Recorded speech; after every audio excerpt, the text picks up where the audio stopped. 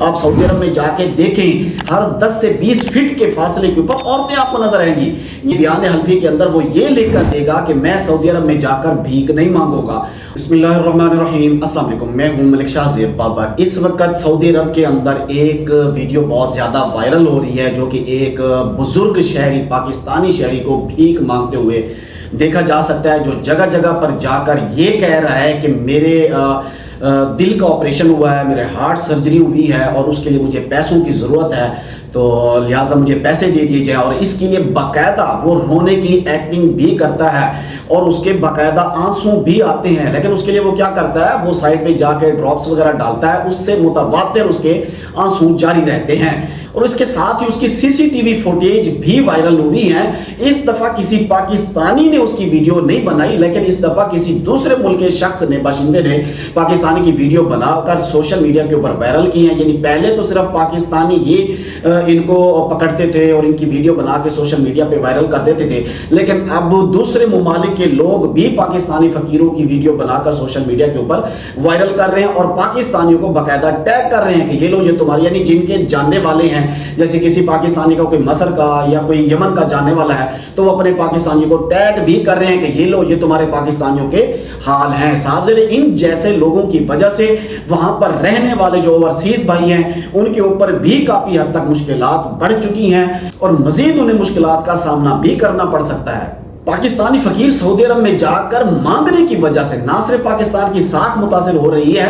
بلکہ یہ عمل سعودی عرب کے قوانین کی خلاف ورزی بھی ہے، اور بلکہ یہ تو پاکستان کے قوانین کی بھی خلاف ورزی ہے۔ بھیک مانگنا پاکستان میں بھی غیر قانونی ہے۔ یہ الگ بات ہے کہ ہمیں ہر چوراہے کے اوپر 10-10 12-12 مل جاتے ہیں، اور کیونکہ بہت سارے لوگ عمرہ زائرین مختلف ممالک سے ان مقدس مقامات پر آتے ہیں، یعنی عمرہ کرنے کے لیے مسجد نبوی شریف اور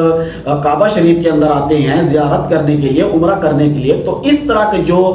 ہتھ کنڈے ہوچے باز جو ہوتے ہیں وہ اس بھیک کو اپنا ذریعہ معاش بناتے ہوئے وہاں پر اپنے اس معصوم سی شکل کا اور اپنی مجبوریوں کا ناجائز فائدہ اٹھاتے ہوئے، یعنی بتا کر انہیں ان کا ناجائز فائدہ اٹھاتے ہیں، اور کبھی کسی نے کوئی مجبوری بتا دی، کسی نے کوئی مجبوری بتا دی، تو صاحب ذرے وہاں پر آئے ہوئے لوگ جو ہوتے ہیں انہیں پھر مجبوراً بھی دینا پڑتا ہے کہ وہ جگہ یہ ایسی ہے کہ وہاں پر نام بھی نہیں کر سکتے، لیکن یہ لوگ باز نہیں آتے۔ اس کے اوپر پاکستان نے ان واقعات کا نوٹس لیا ہے، اعلان بھی کیا ہے کہ ایسے افراد کے خلاف سخت قانونی کارروائی کی جائے گی، اور ہم آنے والے وقت میں اس کے جو عمرہ جو پالیسی ہے اس کے اندر بھی تبدیلیاں کرنے جا رہے ہیں۔ جو عمرہ کے پالیسیوں کے حساب سے جو حکومت نے اعلان کیا ہے وہ یہ ہے کہ بھی اس وقت جو اب آگے عمرہ کرنے کے لیے جو بھی شخص جائے گا اس سے پہلے یہاں پر بیان حلفی دینا ہوگا، کہ بیان حلفی کے اندر وہ یہ لکھ کر دے گا کہ میں سعودی عرب میں جا کر بھیک نہیں مانگوں گا۔ اور دوسری جو بات انہوں نے کہی ہے کہ جو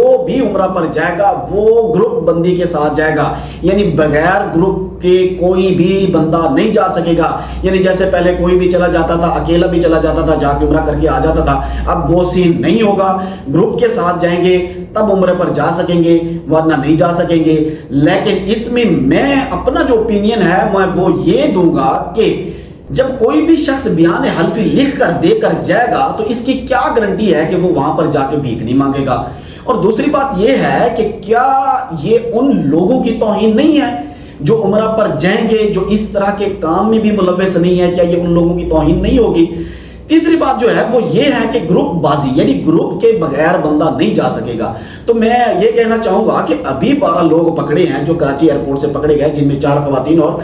کوئی 8 مرد تھے، وہ سارے کے سارے بھیک مانگنے جا رہے تھے اور وہ گروپ بھی یہ تھا۔ یہ لوگ جاتے ہی گروپ کی شکل میں ہیں، کوئی 1 چلا جائے، کوئی 2 چلے جائیں، کوئی 4 چلے جائیں، یہ الگ بات ہے، لیکن زیادہ تر یہ لوگ جاتے ہی گروپس کی شکل میں ہیں اور انہیں لے کر جانے والے ہی ایجنٹس ہوتے ہیں۔ یہ لوگ بہت زیادہ تر میرے حساب سے جہاں تک میں نے دیکھا ہے گروپ بازی کے ساتھ ہی جاتے ہیں، گروپس کے ساتھ ہی جاتے ہیں، 10-10 12-12 15-15 20 لوگ جاتے ہیں وہاں پر بھیک مانگتے۔ آپ سعودی عرب میں جا کے دیکھیں، ہر 10 سے 20 فٹ کے فاصلے کے اوپر عورتیں آپ کو نظر آئیں گی، یعنی ہر 20 فٹ کے فاصلے کے اوپر عورت ہی کھڑی ہوئی اور بھیک مانگ رہی ہے۔ سمجھ ہی نہیں آتی کہ یہ لوگ کیوں ایسا کر رہے ہیں اور کتنا یہ پاکستان کا نام بدنام کریں گے۔ دعا ہے اللہ تبارک و تعالی ہمارے پاکستان کو اپنی حفظ و امان میں رکھے اور پردیسی بھائیوں کو بھی اپنی حفظ و امان میں رکھے۔ مجھے دیجیے اجازت، اللہ حافظ۔